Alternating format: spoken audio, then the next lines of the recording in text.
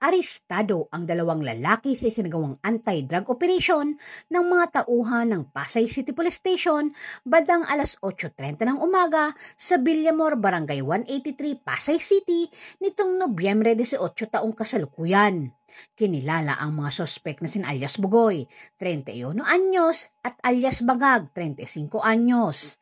Ayon sa ulat, habang nagsasagawa ng foot patrol ang mga kapulisan, kanilang napansin ang dalawang lalaki na tila nagsasagawa ng bintahan ng ilegal na droga kapalit ang pera. Nang lapitan sila ng mga pulis, agad nang tumakbo ang dalawang lalaki ngunit matagumpay silang naabutan at naaresto. Narecover sa kanila ang isang maliit na pouch, 7 plastic sachet ng hinihinalang shabu na may timbang na 5.37 gramo at may standard drug price na 36,516 pesos.